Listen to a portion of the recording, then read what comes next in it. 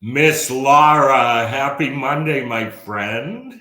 Happy Tuesday, Rhee. Okay, okay, you are right. It's so funny because when the intro was playing, it says live on Mondays, and I'm thinking, okay, that's a little bit off, but I'm a little bit off too. Yeah, it's the Monday Tuesday ever, though. It's okay. It was President's Happy Day. Tuesday, friends.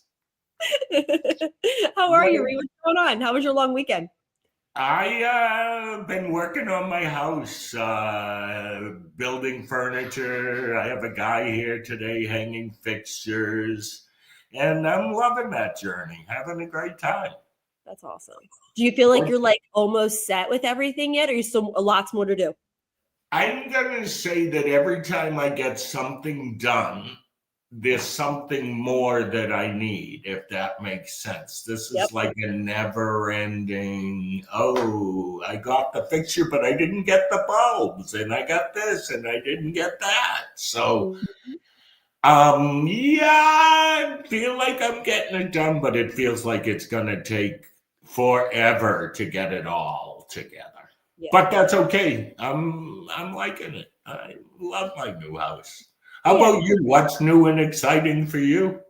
New and exciting for me. I feel like I'm like the typical dance studio teacher right now. I'm in the thick of the competition, the start, I should say, of the competitive season. So it's great though. I feel like I had rehearsal last night because I'm the crazy person who's open on even Monday holidays. I don't know about anybody else, but I stay open for everything other than Memorial Day. So I was there Monday night and yeah, it was great. My dances look really good. I have senior jazz, senior modern, petite jazz. And I was saying to you earlier, it's competition season when you're out back of your dance studio at 9:30 at night in 20-degree weather, spray painting a prop. That was me last night with You my glitter, go. like spray painting. My dad built us a 14-foot bus. So I'm out back. I'm carrying the 14-foot bus down the steps to get it out back of my dance studio and lean it against the wall, and I'm spray painting away. So if I'm glittering right now, you guys, I did get a shower, I promise. Okay. But yeah, it was, we're in like the thick of it and it's exciting, it's like a whole new season and we have a lot of like younger dancers on team this year. We have 61 on team, but I have like 22 minis and 21 petites. So like they're all like 10 and under those different age divisions. And yeah, so it's cool to see their You're daring. You're daring. But yeah. that means you're gonna have a good future. Like, Yeah, that's what and I feel like they've been on team for a long time, my petites. Like some of them have already been on team for 4 or 5 years. So it's like they're oh, seasoned. Like and it's like, God, how you're seasoned. old? How old They is they you? started when they were 7 and now they're like 10, 11. So, yeah, so it's like and their technique is just super exciting and my juniors are strong, my seniors are strong. So, yeah, it's going to be a good season. I can like feel it in my bones. I'm excited for it. What was the number you're making the bus for? My petite jazz, there's 14 of them. And it's called Divas World Tour. And it's all like I shouldn't say like the greatest hits, but it's like all like pop divas and they're all like on a tour bus. And, I like Cool. to challenge myself with big props. And thank God I have a father who can build all of them. Thank God for him. So I Are you the choreographer? am. Yeah. Yeah. Yeah. I love And, it. I and love it. how do you feel about this season? Are you Oh, ready I'm to go? super stoked. Yeah, I actually took the past month and like popped into like all of the I went in every single night because I'm only there on Monday nights now, Marie. I'm not there. I have office staff every night. I have 3 studios going with 3 teachers, if not 4. Sometimes I have a floater too that kind of helps out. But I'm not there every single night because I have Cole, So and he's not the type of kid with his autism and ADHD. He can't go into the studio with me all the time. That's not what he can handle. He'll get too overstimulated by that. Little drips and drabs is great, but not for me to be there for a night. So I've been going in and watching all the dances and giving feedback, and I'm like super excited. We have our gala on Sunday, so I really want to see them all on stage and in costumes, on lights, the whole thing. I've heard you say gala a couple times. Describe what a gala is. What do you do exactly? For us, it's like our first showcase of the company dancers. So we have 35 company members, solos, duos, trios, and groups. And I rent the stage, and the morning they get to like tech on block all their dances on the stage. And then come 2:30, I have like a showcase for anyone who wants to come just for the company kids. So that means parents, friends, siblings, any future students who want to maybe try team and see what it's about and get a glimpse in like February. I found in years past, my kids were struggling really hard at the first competition, especially my littles, because my youngest are 7. So to go out on a big competition stage for the first time, like they just couldn't find center. And the competitions never were center. Like you know what I mean? Like no matter what I did, I'm like, look at that judge or look for the exit sign. Like they get on stage, they're like so overwhelmed. So I was like, we need a dress rehearsal and we need a showcase before we take in the comp. And once I started doing that, not to be like it's all about like how well they do, but they did so much better. They were so much more prepared. Yeah. And the nerves weren't there for my first time soloist. The little ones were really good and like on it. They're like, I knew where center was. And I'm like, yes. Like, they come on stage so proud. So for us, it worked really, really well. And I just had someone be like, why did we do this? And I literally said all of that. I'm like, I used to have soloists coming off stage, teenagers crying because, their first time on stage, they were so nervous or so scared. And I was like, I have knock on wood, God, knock on wood 100 times. I haven't had that happen in years. It's a great concept because you never know what the costume's going to do. Right. Everything. Yeah. And it's a nice, and then for us, it works out that they have their first solo duo trio competition the next Saturday. So literally it's like they hit the stage 2 weekends in a row if you're a soloist.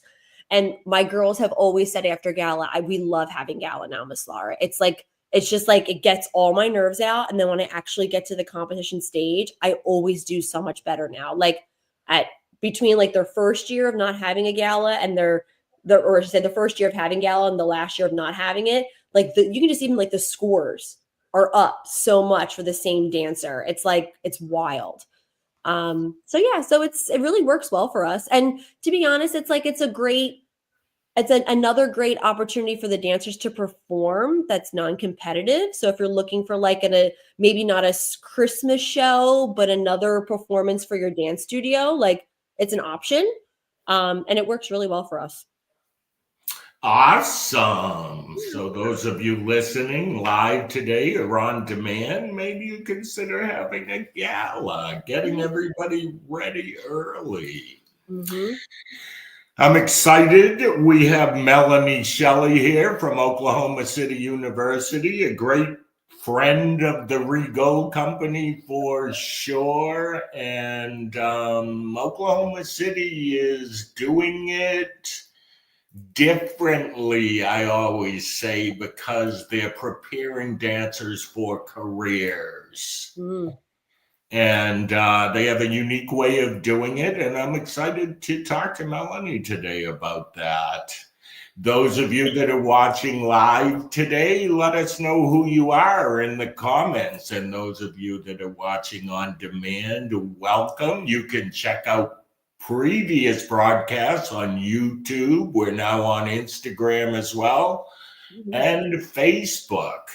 We will be back right after this with Melanie Shelley.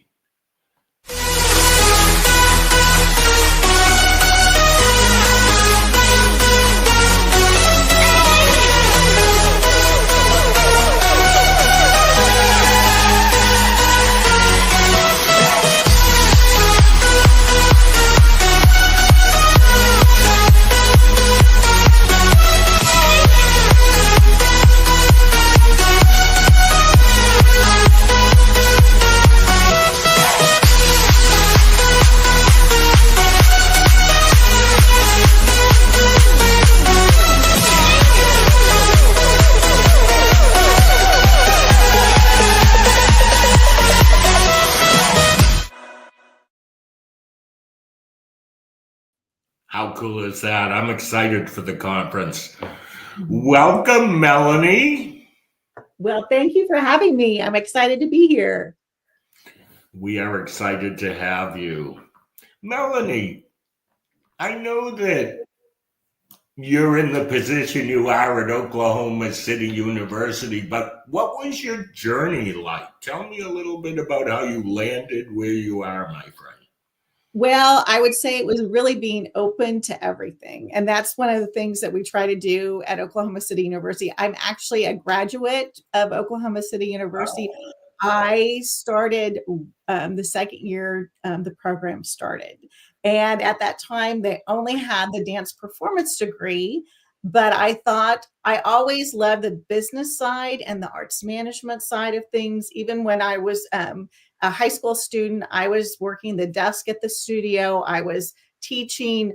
I was the one who had said, during the recitals, I'm in there with the technicians setting up the light cues and everything because I just was interested in learning all of those things. And at the time at Oklahoma City University, there was just the dance performance degree, but you had these electives. And so I started taking my electives in the side of business.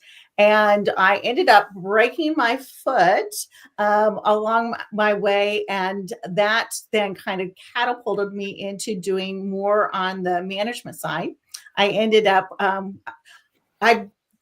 these are the things I've done. I've been a costumer, a stage manager, a box office manager, a choreographer, a producer. So all the way along the way, I just would say yes to the kind of things that came along. And I took a bunch of post-college coursework that for college credit that didn't go towards a degree because did I need to know about something? So I learn about it, or I, do development. And then at OCU, I just would say yes to whatever it needed to be. So I've worked for OCU for a very, very long time, and I've kind of done almost every little job there. And then 3 years ago, when the founders, Joe Rowan and John Bedford, retired, I became the dean of the program.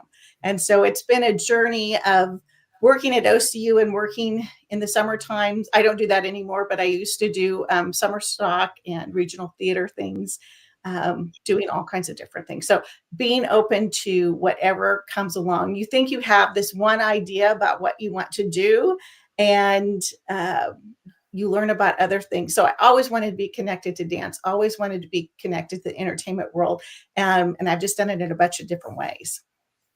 You've done a good job at it, my friend. And I'm with you. It's like the professional dancers that may be on tour with an artist. I have a friend who would go and sit with the lighting people and go and sit with all of the different technical aspects because she wanted to learn it. And now she directs whole shows, the lighting designer, the set, all of it. Because as a young dancer, she didn't just say, I'm going to be a dancer. She wanted to learn it all. And I think in our field, that's really important. Yeah. I have a question. Oklahoma City, you were talking about how it's very like diverse. Like Rhee was saying that too, very different program. Can you describe, because I've done a lot of research on Oklahoma City and go to the conferences. So I've spoken to you about, going to the booth because I also own a dance studio, obviously, and I want to know what's out there for dancers at my studio who want to dance in the future. What I found so interesting about your program is the different specific concentrations that they can go into as a dancer. Can you break that down for everybody? Because I find it all so fascinating, especially the like dance studio ownership one and everything that like goes into that. So can you tell everybody like what the different options are? Sure. So everybody comes in as what we call a dance universal major. So this, we continue to change and evolve, and we made this big change in 2015. So it's been 10 years ago now.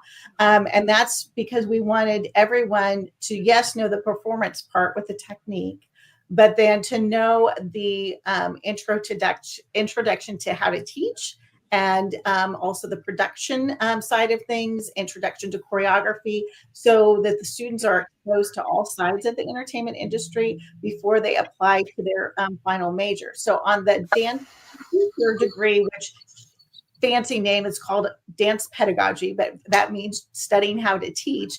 The students have this path where they first are learning in the classroom lecture hall, just general theories about things. And then they go into a class where they're starting to apply things, and they have their friends that are in the class. They might have an assignment that they're teaching beginning 5-year-olds tap. And so their friends get to act like they're 5-year-old beginners, which is pretty funny when you're taking a tour around and people go, what's going on in that classroom? But then they graduate into, we have what's called the Community Dance Academy, and it is our learning laboratory. And it is a full functioning dance studio, except we don't do competitions, but we have a recital at the end of the year. And so the students are teaching real live 3-year-olds to adults. And there is a camera system. So there is a faculty member who watches the classes and gives them feedback. So it's kind of like doing student teaching situation. And their capstone project, they take a class called Dance Studio Management, which encompasses a whole lot of things. And we've used resources in those over the years. And then their capstone is putting together the showcase recital, costumes, lights, sound, all of that. So by the time they have graduated, they actually have experienced things. And that's one of the big things we try to do at Oklahoma City University, is that they have opportunities to apply the knowledge. So it's not that I sat in class and read a book and then suddenly I have to go out and try and do it and make my mistakes after I graduate, that they start having the experience before they actually go out as a graduate. Yeah, I think that hands-on experience is so amazing that your program offers that. I don't know any other programs that offer that, one. And as a studio owner, like when I bring on new staff, like this year I brought on 3 alumni, all recent graduates of college. Some of them have teaching degrees, some of them dance minors, some of them dance majors, some of them went to college but went off and was dancing professionally, then came back. I felt the need as a studio owner to put all of them as a co-teacher in a classroom with a lead teacher.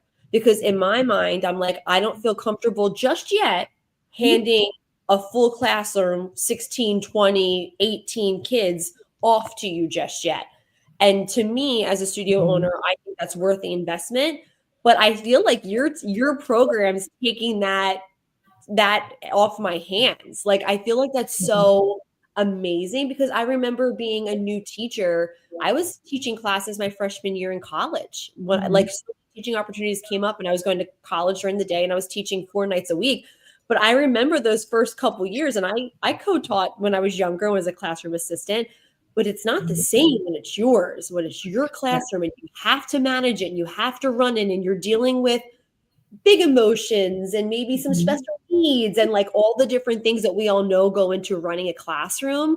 Like the fact that your young adults come out of your program and they already have those like that solid foundation of like how to figure it out, and how we all know as teachers, you have to have an A and a B and a C plan. Like they get that. Like that's amazing that you're producing like the next generation of like dance teachers that are trained and like ready to go. I mean, we can all still continue to learn. I'm not saying that, but like that they already have that like feet in the field, like training. Like that's, I always think when I think about your program, that's a part of it that always stands out to me as a studio owner and as someone who always wanted to be a dance teacher and studio owner. I dance professionally, but I love that about your program, because I didn't get that college experience. I think that's so different and out of the box and just top notch that you're offering that for your students. I actually totally agree with what you just said, Laura, but I also feel like I missed it because I would have gone to that program. Yeah. But 30, 40 years ago, it was more about kinesiology and dance history. I look at what Oklahoma City is doing, and I say revolutionary for those who grow up in a studio and are trying to figure out where they're going to land Mhm. uh, in the world of dance. Mm-hmm. And when the Joe Rowan and John Bedford founded the program, they didn't want to copy what was happening at other universities. There are wonderful ballet and modern programs out there, and it is a different approach to dance. Absolutely valid, but what was missing was that there wasn't something out there for the entertainment side of dance. And even with the pedagogy programs, it focuses on ballet and modern at most other universities. And so we said, well, people need to know how to teach tap and jazz and all of these different styles. So yeah, it has been a journey, and we continue to try to evolve and meet the need of the entertainment industry. And I feel like too, all the different, even just not the different styles, like the fact that you're saying like we teach them how to teach the 5-year-olds. You know what I would do to have great 5-year-old teachers? What studio owners would, like, you get all these resumes. I want to teach the senior company level. Like everyone, we all love to work with the senior company level. They're incredible. But it's like, but those babies, that's like how Rhee was just saying, that's our future. That is my future senior line. And I want to put them in really good hands too. So to me, having people trained with the littles, that's like, right, that's your bread and butter of your dance studio and your future and your program, to make sure that they're falling in love with dance. That's what you want. Yeah, absolutely. I mean, in some ways, teaching those little ones is more difficult than teaching the advanced ones, because you have to speak a different language. You have to not give them material that's too advanced for them. You have to keep them engaged when they're, what's going on over here, what's going on over there. So. Yep. Like I subbed a Saturday baby class like 2 or 3 Saturdays ago, and I walked in and I told Rhee, I said, after 30 minutes, I was sweating. I was like, I teach senior jazz. Why am I sweating right now?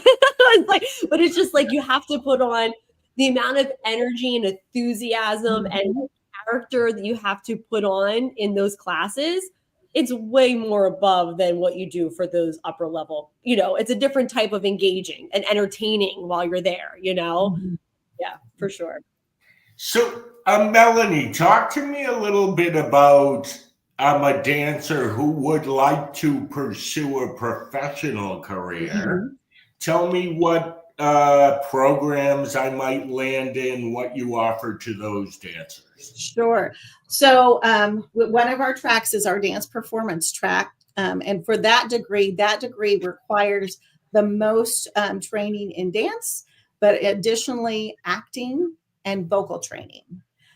So that the students are graduating being triple threats. Now, some of them are going to be capable of going and being leads in shows, and some will be that they feel very comfortable in their singing voice to be in ensembles and shows. We have some of our graduates who have been, making beautiful careers as being in ensemble roles on Broadway and national tours, those things, and others on the lead part. But we also have a lot of performing opportunities. So in conjunction with our music school, we work very closely on the musical theater part of it. There are 2 main stage musicals and 2 showcase spotlight musicals a year, 2 operas, which occasionally there's dance in the operas that our students will audition for those. And then we have our Star Dance Company as our signature company, and we do a huge Christmas spectacular, holiday spectacular in December. And then we do Move, Dance for the World of Entertainment in the spring, which is a little bit of everything.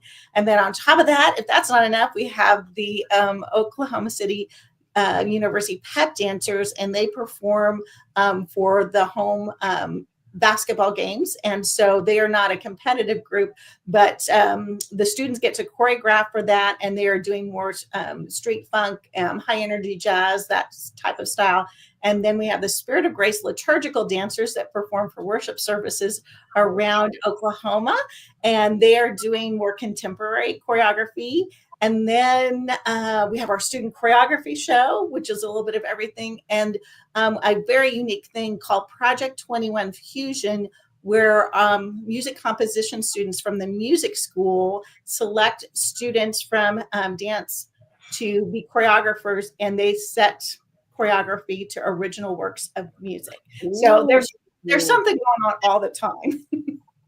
And I feel like you have something for everyone, like you're saying, but for every type of dancer too, if that makes sense. Like you're hitting the street, you're hitting the contemporary. If you want to have out of the box challenging choreography, like you have something to offer to everyone, which is so cool. So cool. Lots of opportunities at your university, which is really neat.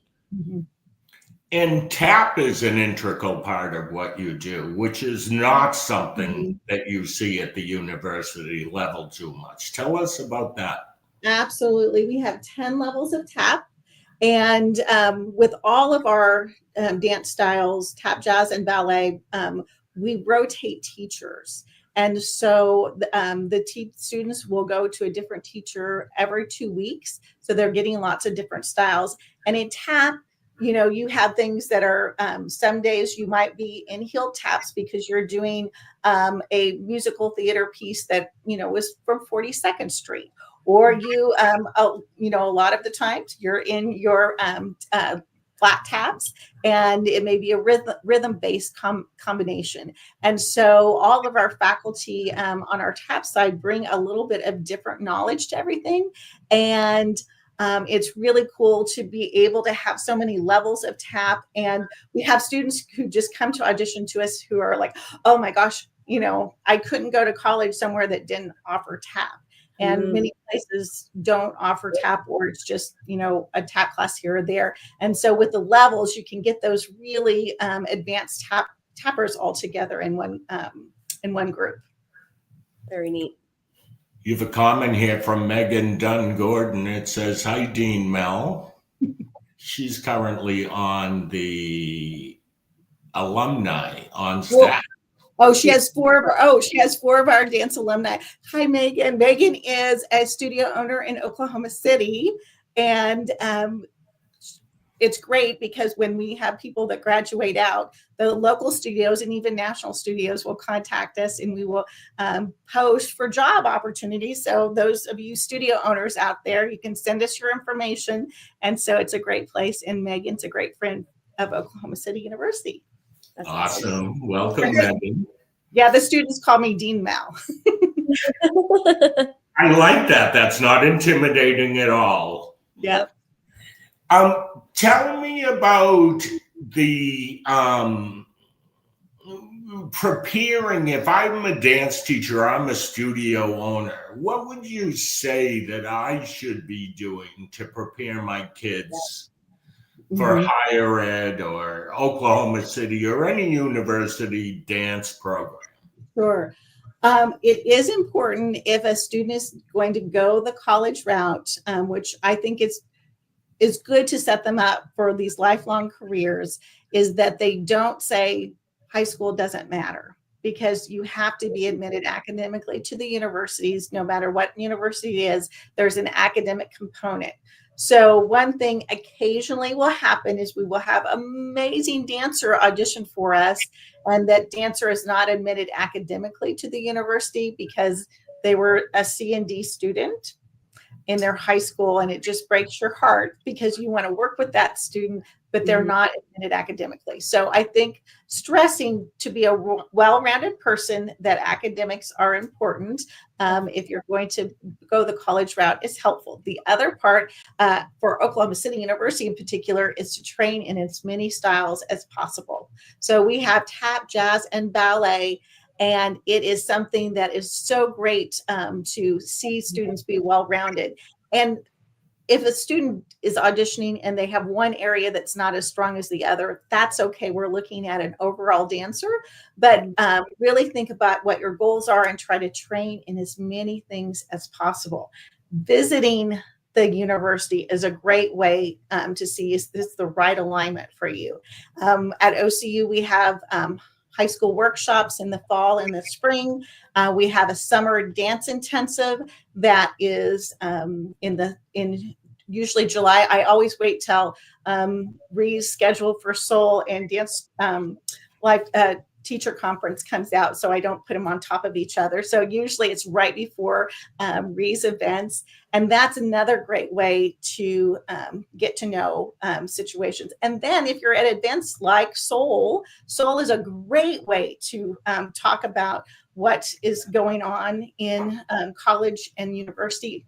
And we will be there. We're one of the sponsors, so I can talk to you one-on-one. You get to see panels. So taking those opportunities and not waiting till your senior year to do that. So dance teachers, if you can put your students in situations where they are being exposed to it early. Soul is a great opportunity to be exposed to different ways of looking at what my next step going to be. Yeah. And I would like to add to that. I feel like as a studio owner, it was a great opportunity for me too, to like speak with you and understand your program and see, because, you know, I my studio, we have not every style, but all the styles, the lyrical, the modern, the tap, the jazz, the hip hop, the ballet, the acro, you know, so I'm Libra. So to me, it's like it's the balance beam. So I wanted to create well-rounded dancers was my idea. But I've been out of college for 20 years. Everything has changed. Everything has changed. Even just in the past 5 years, everything has changed. You audition, you see the videos now, like everything is just different. So I felt like when I was at Soul, I was with students, I like to pop in and watch my girls dance, but I was like in the booths being like, "Hi, I'm Laura. What does your program offer?" And that's how I knew about like your, especially, which kind of took me, was the studio ownership one and the teaching. Like I thought that was so neat and that stood out to me. But would I have necessarily known that if I didn't have the opportunity of Soul and the building and talking to everyone and being in front of someone from each university? I felt like as a studio owner, that was super helpful too. So anyone who's going, I would say like studio owners, go and talk and mingle, and don't just leave it up to your kids to go show their faces too. Like go there and be informed for yourself too, because I left like, oh, this is what they offer, this is what Pace offers, this is what, like I just had a very I just kind of knew like, oh, if this dancer wants to dance later on, these are the schools I would put them in front of and say, hey, go audition for these or look further into these programs for sure. And I would definitely say, dance studio owners, your dancers look up to you. And so it is really, you'll do them a really great service, and they will stay connected with you if you do your research and you are able to guide them. And sometimes you will know them better than they know themselves. And so you can help, you see, oh, they are really a great assistant. They might want to be a dance teacher. And so one common misperception is you don't have to immediately be a dance teacher. If you say, I want to perform first, sure, you can do that. And so the students that go through our dance management and our dance teacher programs, usually about 50% of them perform for a while before they go into their teaching or management careers. But as a studio owner, you know your students, so you can really help them. Yeah. You said something that I wanted to spend a second reiterating. It's important to diversify what the kids are learning. Like I know the kids like to identify today, I'm a contemporary dancer or I'm a this dancer. But in reality, when you hit the college level, it's about diversity in your skills and diversity in your training, correct? Correct. Now, there are some programs that are very focused just on one style. And so if that's what you want to do in a line, that is, it is path to choose. I think my philosophy is at OC, and OCU's philosophy is that we're pretty diverse, so that we like to say that we have degrees for life. So it's both the diversity in the dance part and the diversity in like the business part, the teaching, so that that you don't have to go back to school later because you need to learn all of these other skills. And can I add to that? That is one thing that I regret. I never regretted going to Temple and having a BFA. I even said to people, I didn't even mind paying back my student loans because I use my knowledge from them every single day and like every single day. Even today, I'm using knowledge I learned from Temple and how I teach and how I choreograph. The one thing that I regret is not taking out one business class when I was there. And it got to the point where I'm a part of Gold Alliance with Rhee. Yeah. And the reason why I'm a part of that is because the first year or two of owning a business, I'm like, oh, I got it figured out. I'm okay. And then all of a sudden it got real fast. And I was like, I really don't know what I'm doing. I don't really know how do I do like checks and balances, and how do I know how to like all the things. And I think that's something that us studio owners, a lot of us go into it because we love to teach. We have a passion for dance. We're artists. But I think if we need to think about the long-term picture of being an artist and having that security financially, and I think a part of that is being smart, being business owners, understanding, yes, we love the kids. Yes, this is an art. Yes, we're passing on the knowledge and love of dance, but you also have to be able to make your payroll, right? Like you also have like it is a business, right? And if you want to have those great teachers in there with the kids, and you want to have a great facility, and you want to have a great program where we're continuing education with our teachers and offering different things, you need to run it like a business. And I feel like that's something that I knew I was missing from dance, and I had to go out and I have, I'm like, I that was something that I was lacking. The teaching, the choreography I had, but the business, I was like, ooh, once you're going toe to toe with a parent who's asking you about numbers and all of this, you get a little like, I don't really know.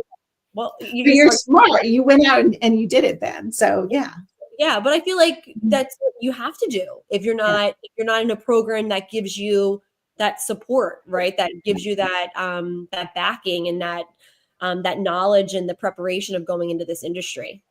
Yeah. Our goal is that when a student gets out, that they have that foundation, and they, of course, always continue to learn because things grow and change and you can't stay the same. But hopefully that they have such a strong foundation, it's not scary as they start going into these different areas. Yeah.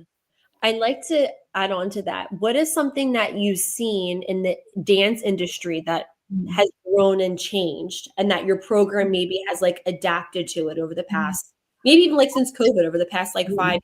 What is something that you guys have seen in the industry, whether it's how people are auditioning now or casting calls or any of that? What changes have you seen? Well, of course, everything has gone very digital. And so we were working on that prior to COVID, that Dean Bedford, who was, the previous dean, had an idea for turning one of our dance studios into a dance video studio, so that we could be doing more on the digital side. And so we ramped that up, and we'll be dedicating a studio in the fall, and it is going to be used so students have a state-of-the-art place where they can do their audition reels. That was a little bit, before COVID. It is huge now to have audition reels, to have your website, to have your social media present, which needs to be a professional one. So we teach about that. We've added a dance for camera class. So students know when they are going into a situation where they are dancing for camera, what's the terminology, how do I interact in this different space that's different than being on a stage, because you're going to have a camera in your face and you're going to do that little piece of choreography probably 20, 30 times as they shoot it from different angles. And so that has been a really big one coming out of, during the pandemic, and it's just staying. And we used to, at OCU, not really encourage video auditions. And we had to go to video auditions when we were in the pandemic. And we still prefer to see people in person, but we have a process to do a video audition because sometimes it's just, that's what has to happen for a student to be able to do this. We have a couple, times that we'll have people from different countries. Yeah, I was thinking internationally, if they can't fly in for every audition they want to go to. From a financial standpoint. Yeah. I love the video class. That's like so cool. So cool. Yeah. How do you get your administration or the people above you to, let's say, tinker with the mold Like it Oh, seems like you're able to say, okay, hey, we need to have a dance studio that's a real dance studio, and you get support. Yeah.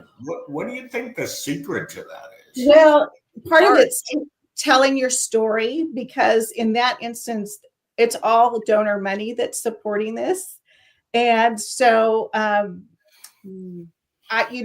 get a little bit emotional about this one, because I don't know, I stepped into leadership, and I just started telling the story, and I just love Oklahoma City University and everything that we're doing.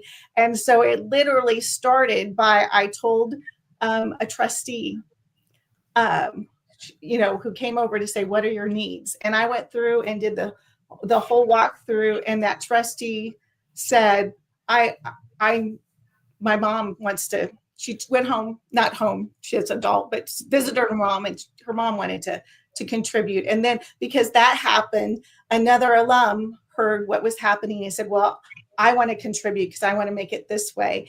And so it was just telling the story. And so hopefully I'm a good storyteller to say what we need. So that's a great example of how that works. In higher ed, though, you do have That's why I asked the question. you have sometimes that you get told no, no on things, because but it is a business, and that it can't be that they just give you money if you're not bringing in revenue. I just got done turning in my draft budget for next year, and so to have things work well, you really have to manage the money. And I'm very lucky that it's kind of weird. I enjoy that part. I always liked the math part. In fact, my dad was when we did the ACT and stuff, I scored high in math. And so back in the dinosaur ages, I was getting letters from math colleges saying, please apply to our math college. But it was very funny. My mom said, let her go into dance, let her go into dance. But it's helped me. So I think that helps me to be able to communicate our needs, because I've demonstrated with this great team that we have that if we say something, we're going to deliver on it. And also, that's the other very important thing, is having a team that works together. Amazing faculty and amazing staff at the NLAC School of Dance and Entertainment at OCU. I couldn't do it without all of them. They're amazing. So, and I think that administration sees us working together that way, and that also speaks to them. Do I always get yes for everything we want to do? No, but I just keep putting it out there a little bit there.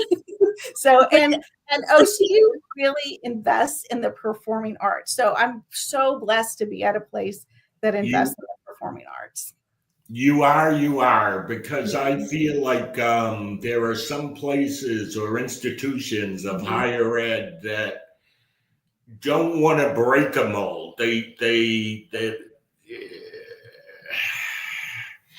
They're not staying current with what young people need today. Let's put it that way. Not that what they offer isn't good, but what is the young mind thinking they want? Right. And how are we going to attract them? Yeah.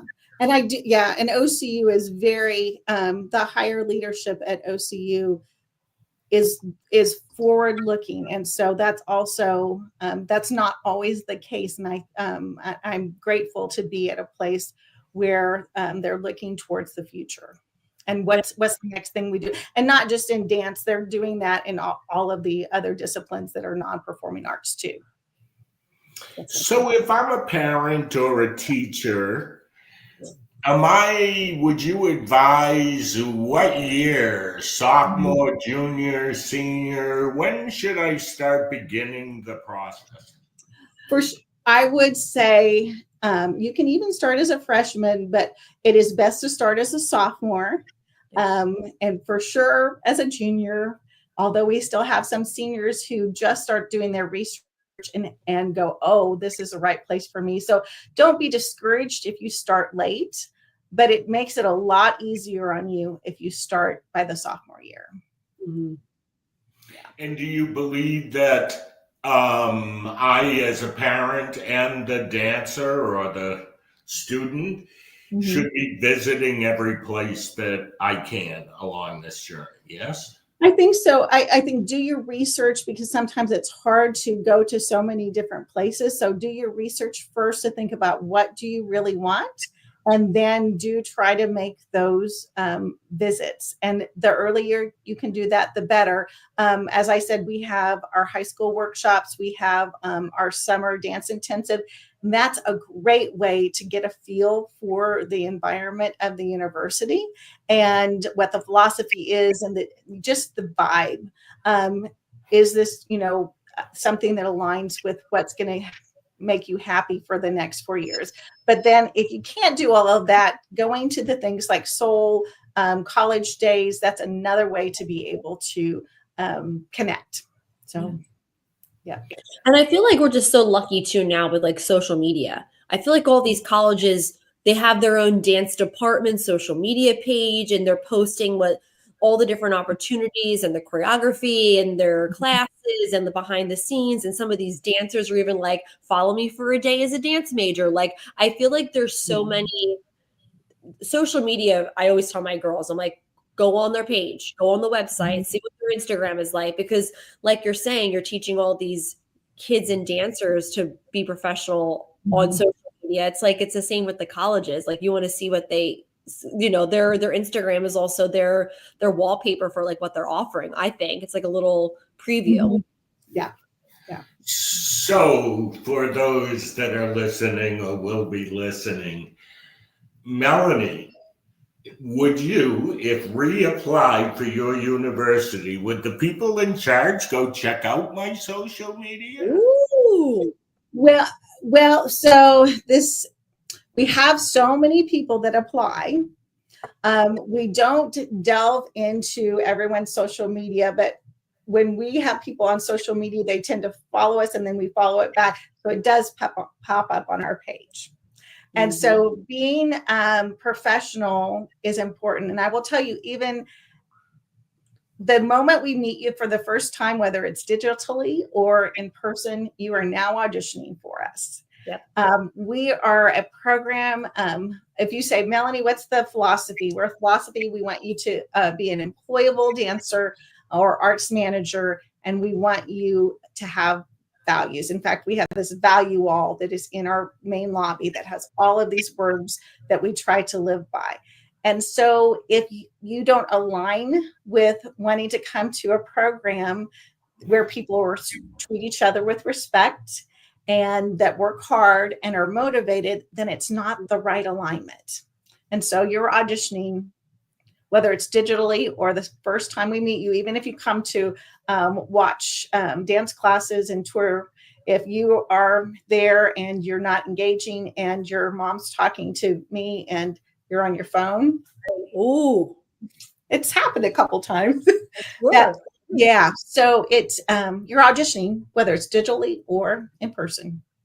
Wow. I like that concept. You are auditioning from the second that we meet up with each other. Mm-hmm.